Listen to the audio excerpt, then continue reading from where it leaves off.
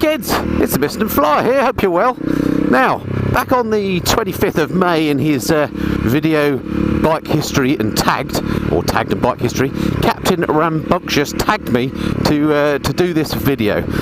Now this tagging malarkey, I think it's one of these social media phenomenon, a bit like you know, that silly ice bucket challenge and the cinnamon challenge, all that sort of thing, where basically you do something and then you tag somebody else to do the same silly thing. Well, luckily in this case, this bit of tagging isn't that silly, in that you've only got to come up with a biker's vlog answering a few questions. So as some of these questions come up every now and then, I thought actually it was a great opportunity to do it. So thank you to Captain Rambunctious for tagging me. So here is my video on my bike history, and then stay tuned at the end, I shall tag somebody else. So the first question then is, and I've got to be a bit careful as I go up these lanes because a car could be coming down at any moment. The first question is, when did I start motorcycling? When did I first ride a bike? Well, a long time ago is the answer.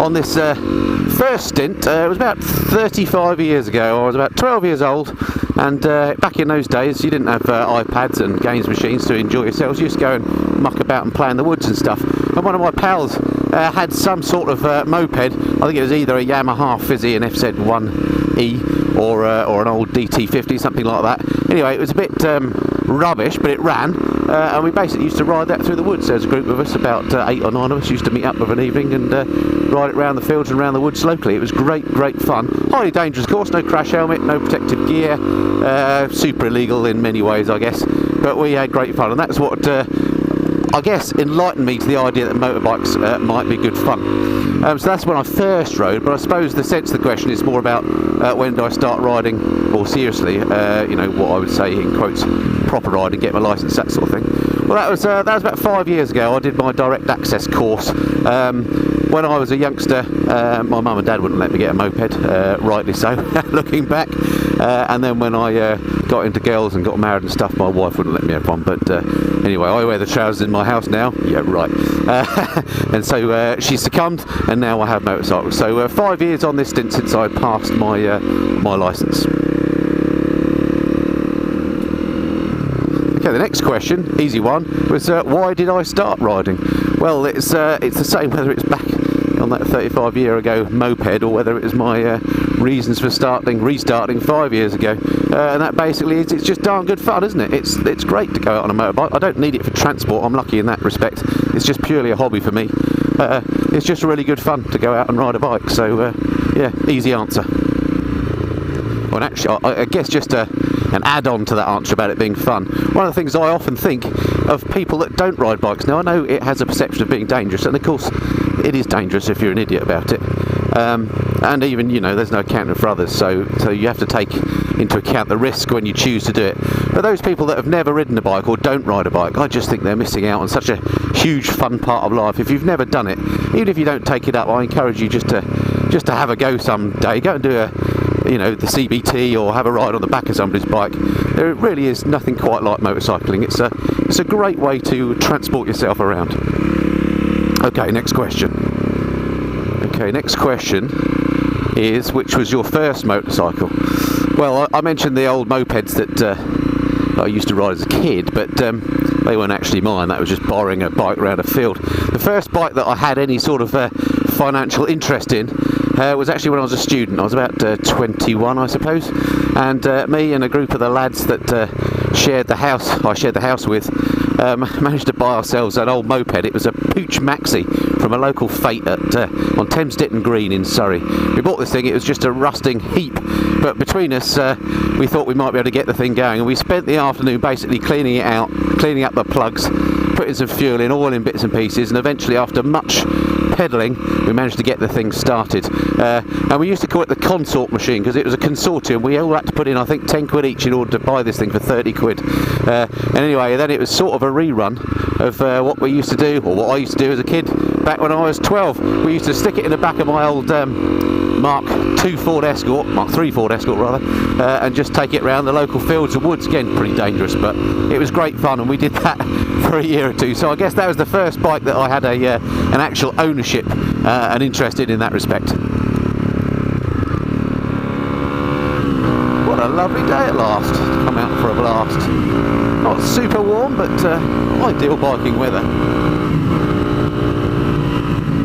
Thank you, Captain Rambunctious, for giving me this excuse to come out for a ride. Okay, next question on this tagged malarkey is, what is your dream bike? And that's very easy to answer. This one. This is my dream bike, the 899 Panigale.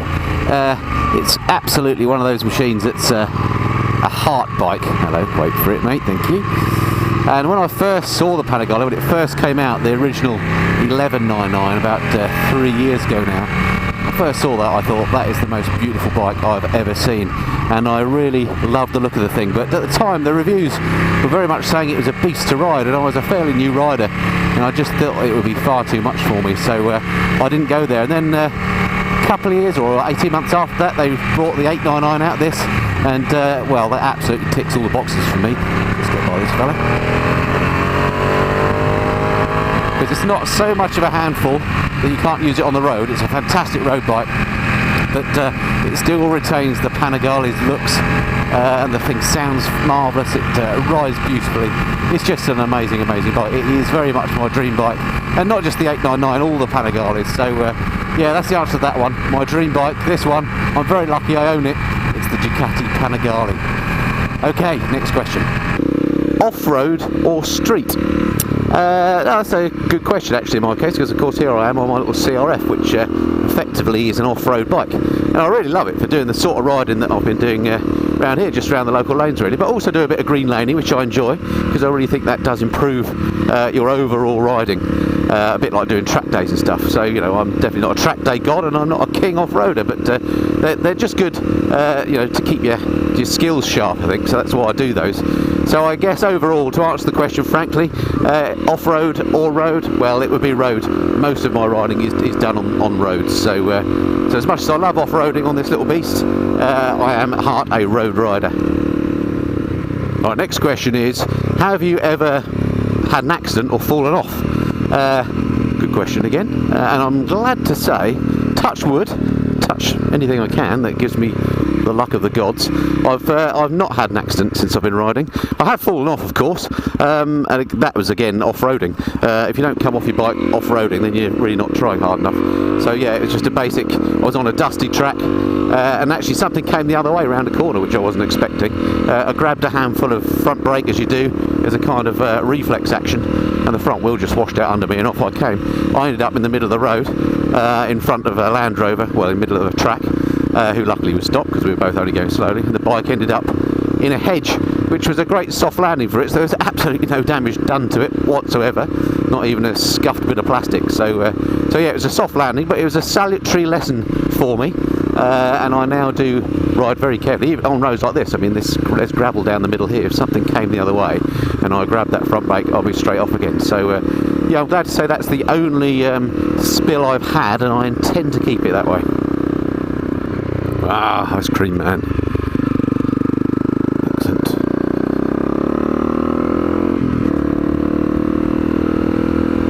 So next question then, when did I start motovlogging? Well, I looked this up, and it was back in January 2013 that I put my first bike-based motovlog up, so just over 3 years ago. I've been doing it more regularly for about 2 years now, since I've realised that people might start to watch the channel and start to you know, be a bit more consistent about it. So 2 years really, but 3 years ago was the first one I put up. The video's still there if you want to go and look at it. It's entitled something like First Motovlog.